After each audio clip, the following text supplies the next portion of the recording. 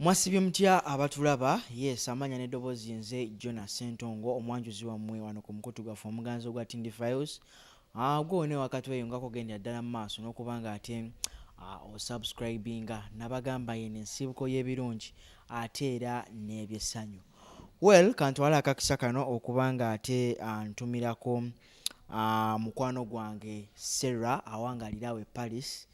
Yes, okola omulimu gw'amaanyi nnyo okuba nga ate otulaba yonna gy'obeera otulabira n'ogenda ddala mu maaso ne mu comment section n'ossaawo endowooza yo ku biki bye tuba tukuleetedde mu kaseera ako.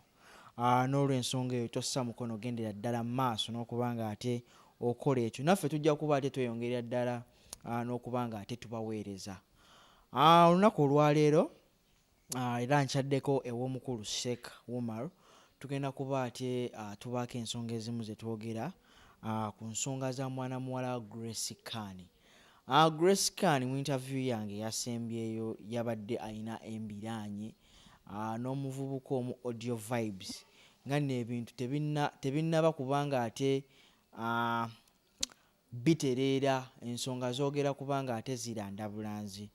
Well, olunaku olwaleero nkyaddeko wa Sheikh Umar tulabike nga ate tuttaanya ensonga zino naye nga sinnaba kubanga ate mubasabuukira kasooka ababuuzeeko ate twolekere ekitulese olunaku olwaleero.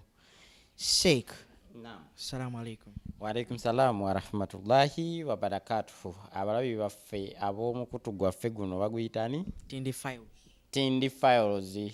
Nkirize mbalamuseeko n'ekiramuso kya Allah ekigamba nti assalamu alaikum wa rahmatullahi wa barakatuhu. Mwebale gwekuumira kanti gwe mukutu ogulumya abantu emitwe kati gukuta kati anti amazima kwe gasibuka. Beebuuza lwaki gudduka nnyo. Munnange kigudduse nnyo nti omusajja ono mugezi anoonya abantu abaliko vibe nga Sheikh Umar aboogera amazima, ensi beeyagala okuwuliriza bye boogera, jaddukira ne tumuwa interview. So nawe ekityo ensonga lwaki mugulabanga gukutta akati. Mbaagala nnyo, mbaagalira ddala nga bw'alamusizza ku bantu be ab'ebweru abakutta akati. Nange balabira ddala bannange omukutu. Abantu b'ebweru balabira ddala omukutu guno. So nange kansabe namuse ku muganda wange, muto wange, mukwano gwange, Keizi. Keizi ono yali akola ku NBS. Keizi kawalya kulamusizzaako nnyo nnyini ddala ne nkugamba munnange akaliro kawulidde. Owulidde edduwa za Sheikh Umar ez'ekifere bwe zitakola. Keizi nkwagala nnyo, barakallahu fikum, naye bwe bityo bwe bibeera. So gwe kasitoogaana okuwuliriza ensonga za Sheikh Umar n'omufuula omulabewo, nze eno nga nkolima nga nsumulula. Akaliro kawulidde Keizi. Salamu alaikum. Okay, Sheikh, omaze okutumira b'otumira. Ensonga endeese ddala lunaku olwaleero yeyo omukyalo no Grace Khan zikutte waggulu ne wansi. Ensonga zino kantandikire ddala. Grace Khan mwategeeragana mutya? Wamutegeera otya? Omwaka nno gwali gwa 2016 nafuna wano omuwala oyo muwala wange, nze gwe mpita muwala wange wadde ye yaneegaana, Grace Khan najja nga zze ajjidde mu balwadde bange oba naye yajja kumukolako kumusomera ku dduwa ng'alina ensonga ezimu oba endala. Buli muntu waliwo abajja ewange okubasomera edduwa nga zze talaba ssente, ayagala kufuna ssente, najja omusomere ku dduwa era Allah n'amugaggawaza. Omulala najja nga zze alina ekimuluma n'omujjanjaba n'osoma edduwa nekiwona. Mulala najja nga ayagala kuwasa, kufumbirwa, kukuba mbaga, kutegeka bivulu ng'era abayimbi bwe babeera. Nga kyova olaba nti teri muyimbi ategeka kivulu nga tayiseeko wa Sheikh Umar n'akitegeka ne kibeera successful. Buli abategeka ekivulu bonna ne kibeera successful balina kuyita wa Sheikh Umar. Olaba ebivulu ebizze biddingana buli omu abadde ayitiranga wa Sheikh. Bonna bayita wano. Olaba mukwano gwange Kamiliyoni yagezaako okukitegeka ku luli n'agamba mpise wa Sheikh Umar emirundi mingi. Kati ku luno n'agezaako kutegeka ku ekyo ekivulu yali tazze n'agamba nga yabitwala byakubalaata. Kasa Sheikh Umar mukwano gwange teyajja ndoza mwalaba omuyaga bwe guvuluga ekivulu kye kino kitegeeza kisiseka Umaru ye yaleeta omuyaga ogwo naye industry gye balimu abayimbi beeroga enkya neggula abayimbi beeroga laba ono olusuku lwa seminti laba ono simanyi ono omusajja ono ali ku mawulire kati ono ow'obuviiri yani Dr. Proper olaba ono ow'ekigere waliwo oli gwe baaziika yalimba eggwanga mbu simanyi yafa butwa baamuwa obutwa toka kwa balabala ako gonna gaali malogo laba ono omusajja yagenda n'agulubira mu byekisamize byerimbiseeyo nga tebikutte simanyi dokitaddeewo kati abayimbi batambulira mu industry eyo so Grace Khan yajja lwa nsonga bbiri ezaamuleeta ewange nsonga ki n'agamba yali esooka yali ya industry gyalimu n'agamba nti abantu bendimu balogo abantu betu industry gyendimu ndi muyimbi nze Grace Khan era nalinga sigobera nnyo mu bayimbi nga simulaba nnyo n'agamba nti balogo njagala okumpa ku dduwa endifendinga nenjaniriza edduwa ey'okubiri ng'alina omulenzi we bwe bali mu relationship bwe bali beeyagala nga bamuyita Giovanni Luzinda ngamba Giovanni Luzinda oyo njagala buumu engeri gye kali kalenzi kato kalenzi kalungi kayimba bulungi abawala bangi bakettanira nabwe kityo nsaba ompe ku dduwa endifendinga Giovanni Luzinda mubeereko bwomu n'entandika edduwa mu kutandika edduwa ezo nze nasoma edduwa nga nsoma Grace Khan okumutangira amalogo galeme kumutuukako agali ministry ye ey'okuyimba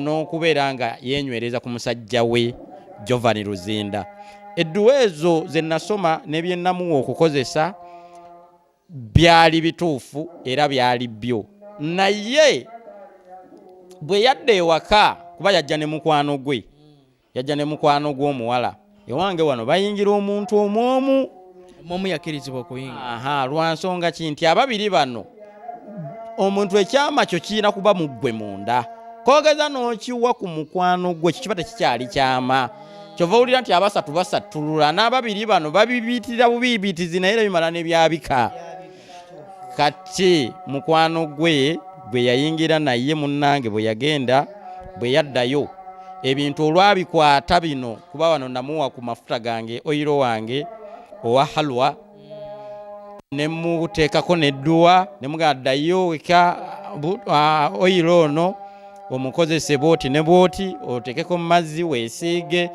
yita amannya ga Giovanni Luzinda buli kyoyagala akukolere buli lwobanga onaaba ng'otonyezaamu oyiro ono yogera ebigambo ebyo by'oyagala akukolere Giovanni Luzinda amalogo tegajja kukwata nti kale ebintu ebyo bye nabimuwa bwe yatuuka ewaka mukwano gwe yanyumya emboozi eyo kubanga baatuuka ekiseera ne baŋŋamba nga babiraba bituuse mu social media byabise nga babuuza nti Sheikh Umar ayogera ebyama by'abalwadde be kakati ebintu ebyo byavaawa bannange nze soogera byama by'abalwadde bange era mubalaba mwenna abajja ewange wajjayo baminisita ba honorable ba MP amuntu okuva ku muntu wa waggulu asooka n'owansi asembayo abantu bonna bajja ewange naye byama byabwe mubiraba mubimanyi kati byate tubimanyi kitegeeza Sheikh Umar soogera byama kiri lwaki navaayo nenkyogera nti Grace Khan bw'atwala ebintu bino bwe mbimuwa n'abiteeka ewaka abikozesa ewaka bwe yatuuka mbu yabikasukayo na bukasusi mu kazigo kaabwe ke baali bapangisa emakindye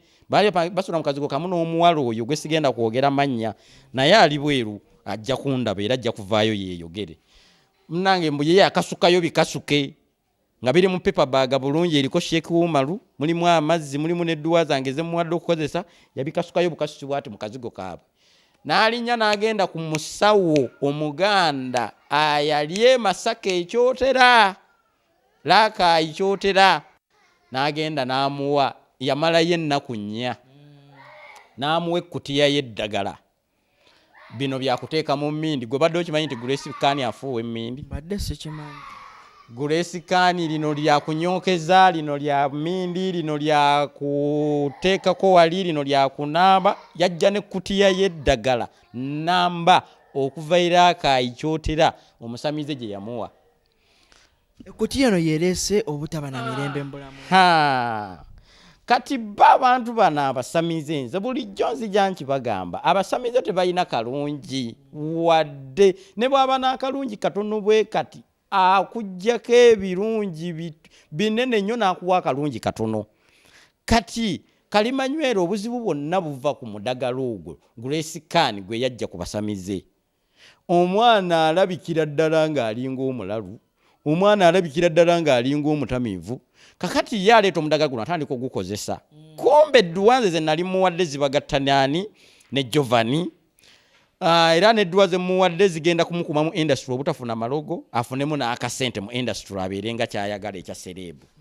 Kati bw'aleeta omudagala guli gwe yajja ku basamize gwatabula bitabule okukakana nga baawukanye ne Giovanni Luzinda bubi nnyo. Bayomba bayagala okwetta bavuze baabo bagenze mu kimanyi eyo gye basanyukira mu bifo byabwe bisanyukirwamu. Giovanni Luzinda Grace Kan aleese omukazi omulala, Giovanni Luzinda aleeta omuwala omulala. Grace Kan n'abasisinkana mu nnyumba n'ajja azze kubatema. Byasaasaana mu mawulire ne bitabuka ne batandika byogera mu mawulire bonna babuuza ebintu bino byavaawa. Mukwano gwa Grace Kan yavaayo yayogera. Kati Grace Kan yagamba nti ffe twagenda ewa Sheikh Umar ye yatuwa edduwa zino ezaatutabulatabula nani n'omwami wange.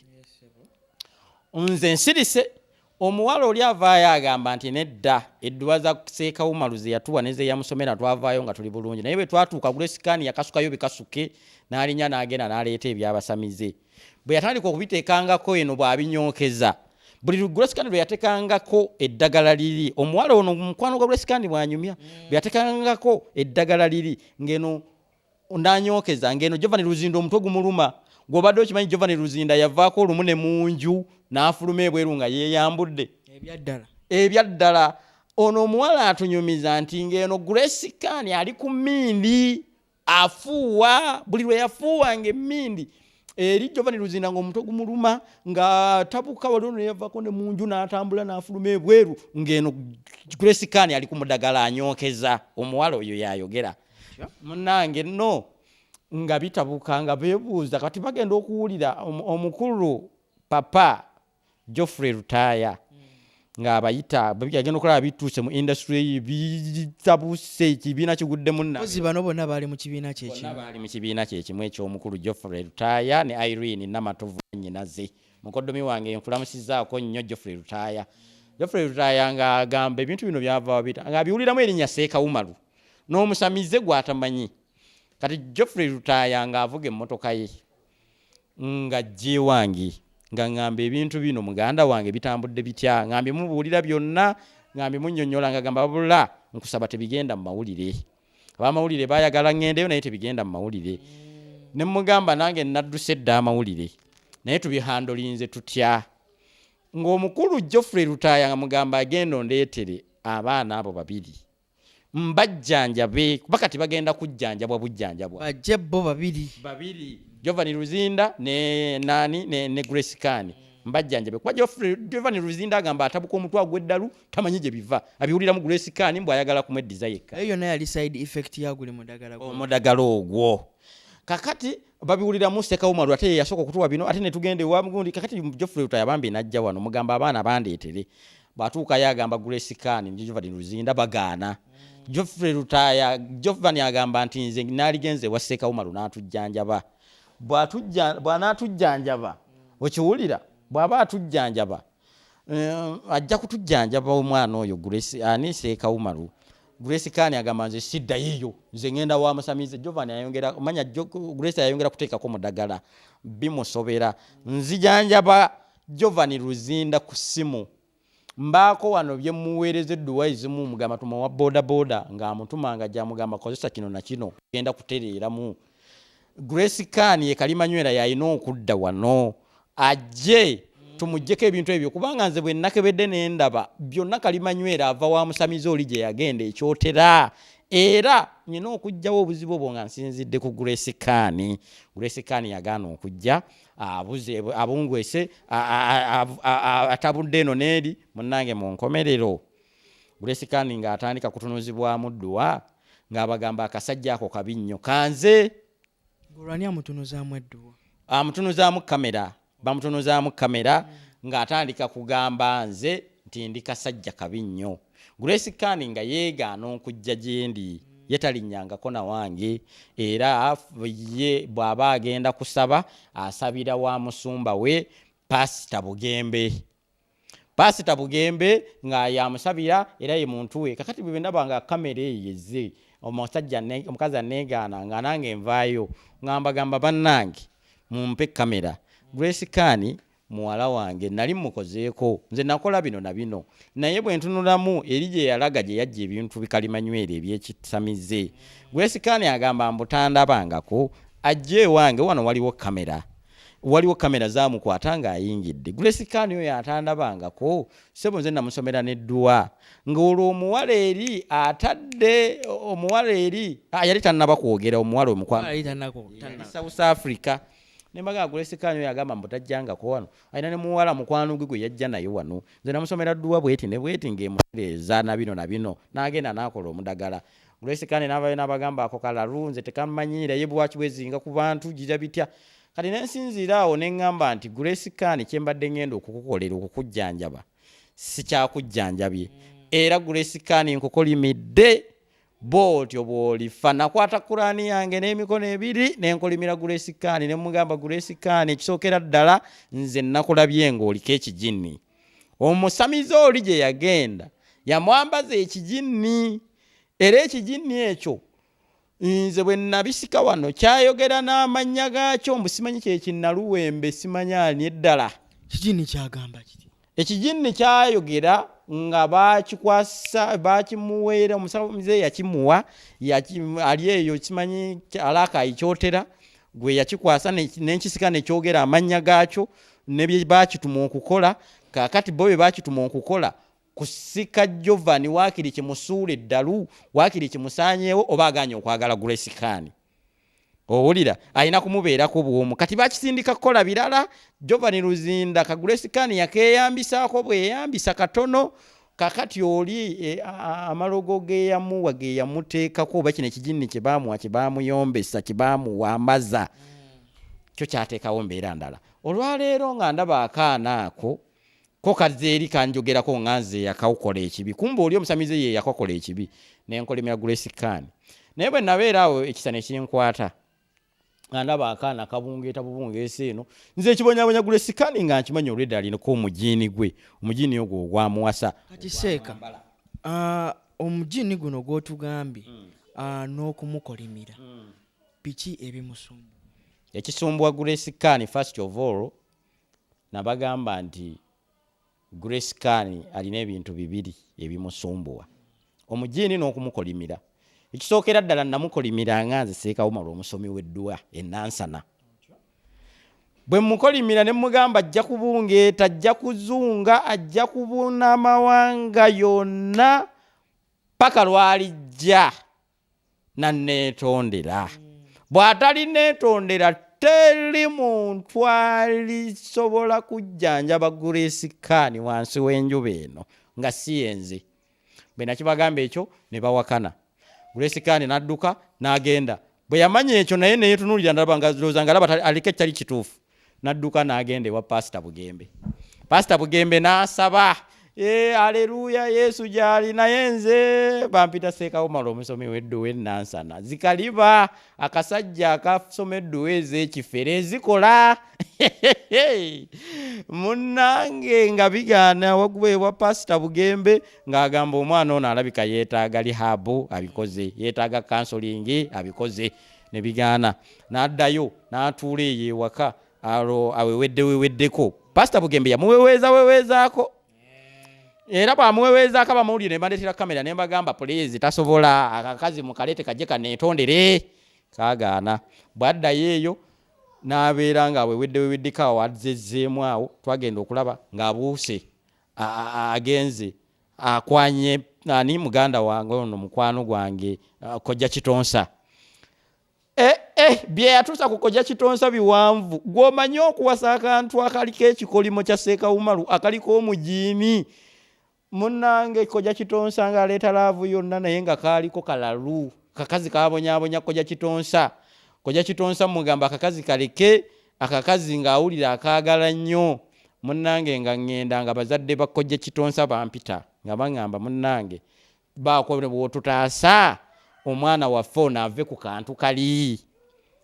Gw'obadde okimanyi nti eddwa ezaayawukanya kojja Kitonsa okumujja ku Grace Kani zaava wange ng'era nzisabiddwa famire ya kojja Kitonsa nenzisoma nensaba Allah wange nga bw'ayanukula eddwa zange Grace Kani ne beeta bubi nnyo.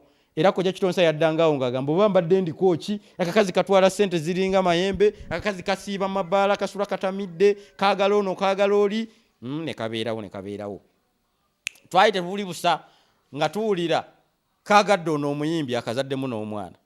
Era natunuulira omuyimbi nga baŋŋamba muwala we ali bulungi yaganye okujja okwetonda kati yafunye na musajja muyimbi mugagga alina ssente amuzaddemu n'omwana. Bwe yagira nti omwana wa gundi taata w'omwana n'amulondawo n'akateeka newe kasula. Bye kaakola eyo nga mwe temubiraba nti akawala kaliko ekizibu bye kaakola omusajja. Seeka lwaki mwana muwala ono tomusonyiwa mu mbeera ng'eyo? Tumaliriza nze ebyo byonna nkayita kajje kanneetondere kagaanyi bwe tuli awo no era kavuddeyo ew'omuyimbi oyo katudde kagire bitya genda okulaba nga mukwano gwange Pastor Bujingo akalonzeewo ng'abaana b'amawulire abaanika ati bajja bantunuzaamu kamera edduwazo tezikola omwana yafunye na pasita musumba mulamba mukwano gwo alina ssente era yamututte ali naye abadde amuyita taata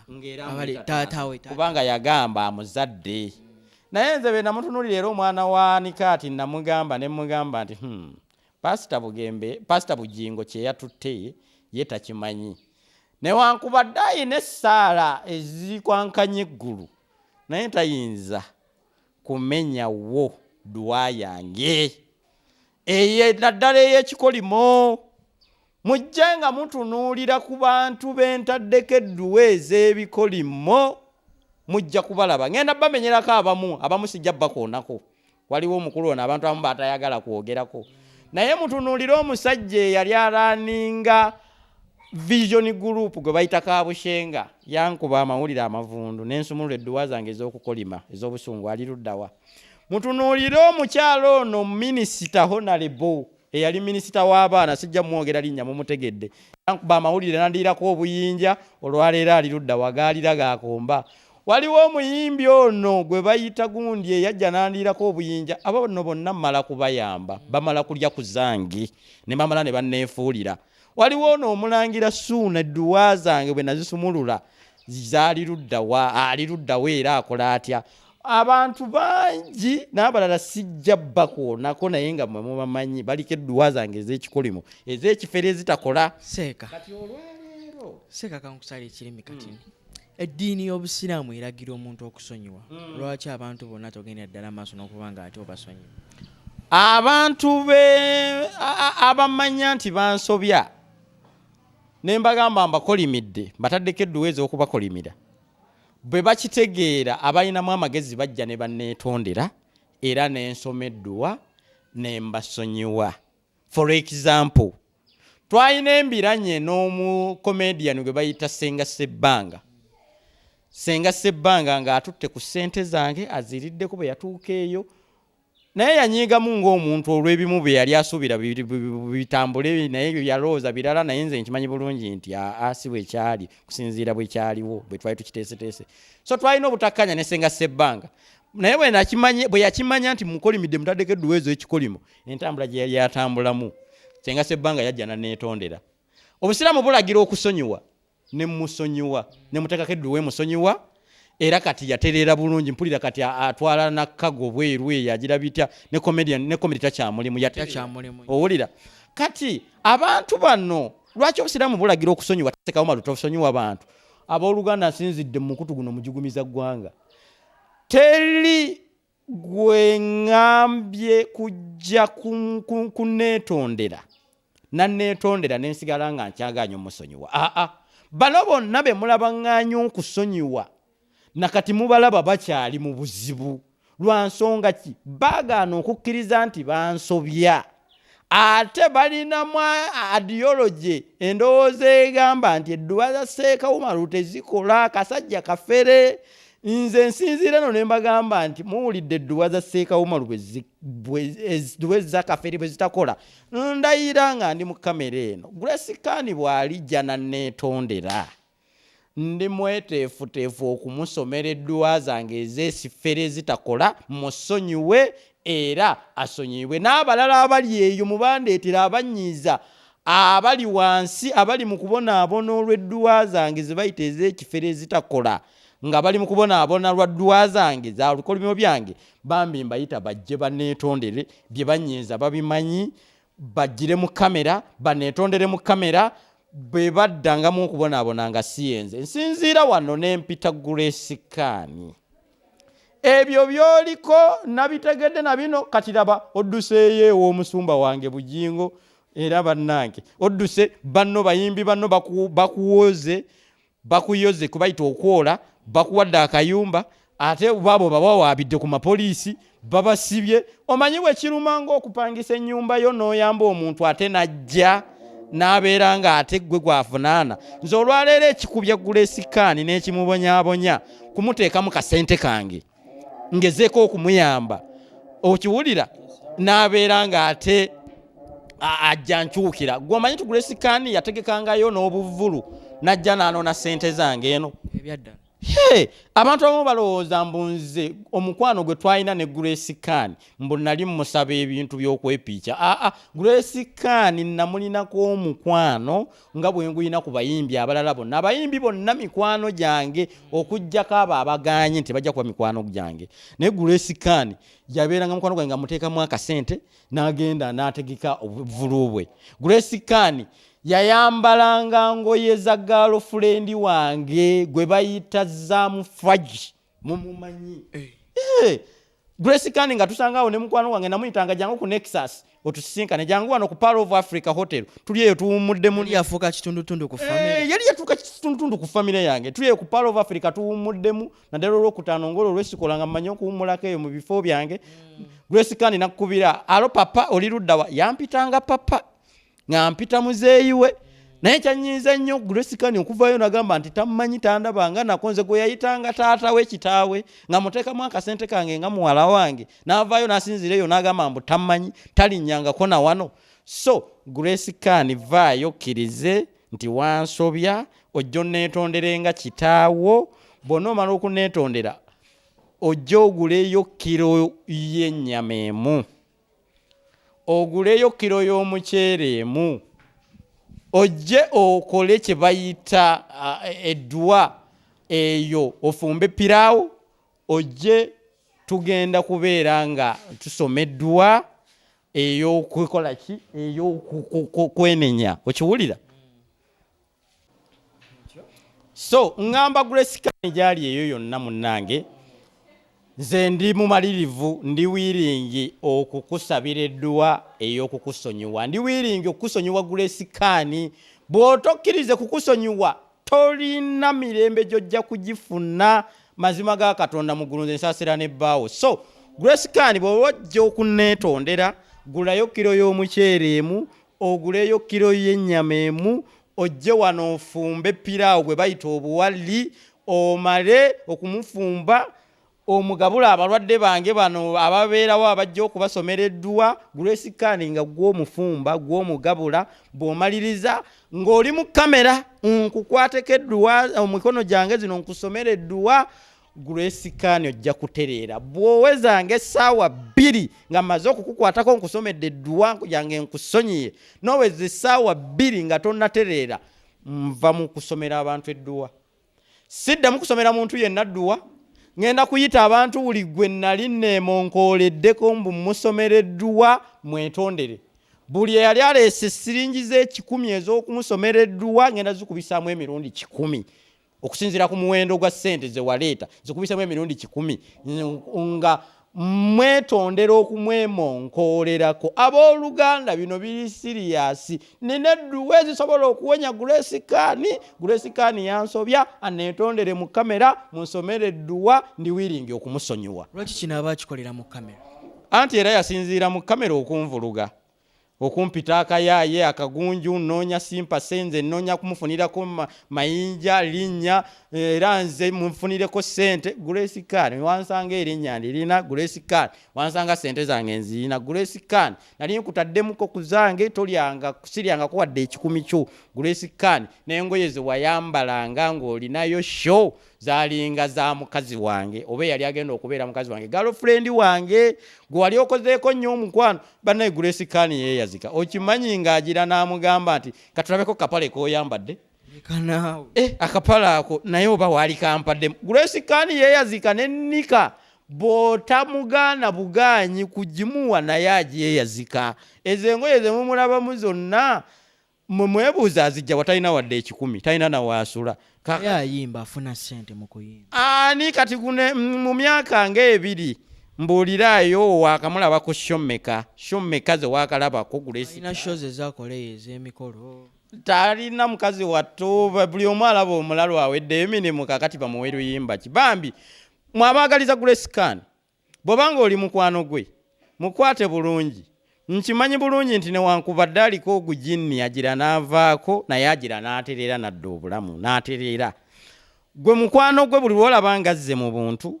mulumbe omukakkanye omugambe ebigambo ebyo ajje anetondere tumuteekeko edduwa ndi wiringi okujjanjaba Grace Kani atereerere ddala nammwe abansobya mujje munetondere nja kubateekako edduwa mutereeze obulamu ensi ebatambulire bulungi kale n'olw'ebigambo ebyo seeka ngenda kuba ate nkusiibulira wano mwebale kubanga ate mutugoberedde okuva gye tutandikidde paka ku nkomekkerero ya show yaffe eno ndowooza mubiwulidde olunaku olwaleero nkoze ne Lawrence ku kamera nze Jonas Sentongo mwongere okubanga ate musubscribe mukutu gwaffe guno ogwa Tindi Files abakatweyungako mubeere bulungi mweraba